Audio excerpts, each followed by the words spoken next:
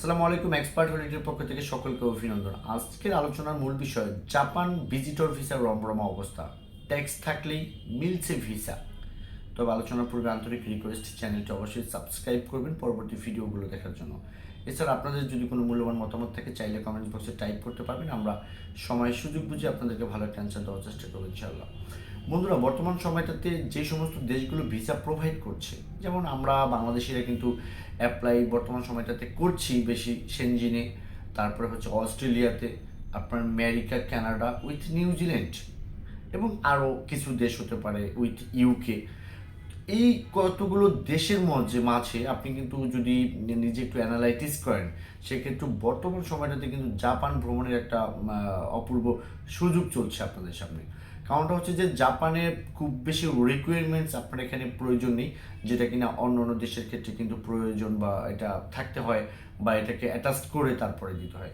Japan বর্তমান সময়টাতে এই যে ভিসার রমরমা অবস্থাটা, এটা কিন্তু যদি আপনার কাছে ট্যাক্স না থাকে তাহলে কিন্তু এটা আপনার জন্য হতে পারে না বা এটা হবে না। আর ট্যাক্সের ব্যাপারে আপনি ওখানে কিছু একটা করবেন 6-9, সেটা কোনো সুযোগ নেই। কারণ বর্তমান ট্যাক্সগুলো কিন্তু অনলাইনে একদম করা আছে, সিকিউরিটভাবে ওদের সেট আপ দেওয়া আছে। তো স্ক্যান করলেই বুঝবে যে আসলে এটা কি সঠিক ওর সঠিক না।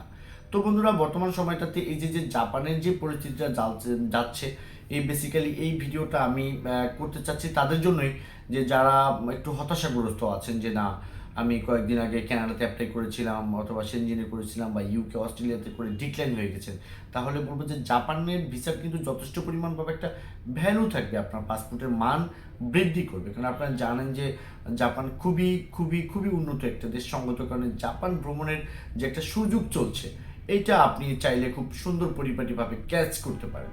যেমন এখন যদি আপনি জাপানের জন্য আপনি কাজটা করতে চান, সেক্ষেত্রে কিন্তু অ্যাপয়েন্টমেন্ট খুব ইজিলি পাওয়া যাচ্ছে। অর্থাৎ আগামীতে আমরা জানি যে এই ডিসেম্বরের 25 তারিখ অ্যান্ড 31 নাইট, অর্থাৎ ক্রিসমাস ডে এবং 31 নাইট, এই দুটো জিনিসকে যদি আপনি কেন্দ্র করে জমা করতে পারেন, যদি আপনার ফাইলের সাথে, যেটা বারবার আমার কথায় চলে আসতেছে যে ট্যাক্স যদি লাস্ট 3 ইয়ার্সে থাকে, সেক্ষেত্রে কিন্তু ভিসা পাওয়ার একটা যথেষ্ট সম্ভাবনা আছে, যদি কেবল আপনার পাসপোর্টে প্রিভিয়াস কিছু ট্রাভেল হিস্টোরি ওটা মোটামুটি থেকে থাকে।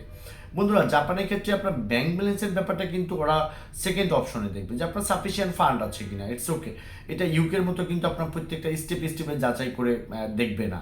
তো বেসিক্যালি যেহেতু আপনার যাবেন জাপানের মতো দেশে, সিঙ্গেল ভ্রমণ করলে অবশ্যই আপনার অ্যাকাউন্টে 10-15 লক্ষ টাকা থাকবে। উইথ ফ্যামিলি নিয়ে যদি ভিজিট করেন, সেক্ষেত্রে কিন্তু সেটা আরও অনেকটা বৃদ্ধি পাবে। তো বন্ধুরা, বর্তমান সময়টাতে এই জাপান যাওয়ার যে একটা অপূর্ব সুযোগ আছে, এই সুযোগটা আপনারা চাইলে কাজে লাগাতে পারেন যদি আপনাদের মন আপনাদেরকে জাপান যাওয়ার জন্য সায় দেয়। আমরা এই সময়টাতে জাপান কাজকর্ম নিয়ে একটুখানি ব্যস্ত সময় পার করছি।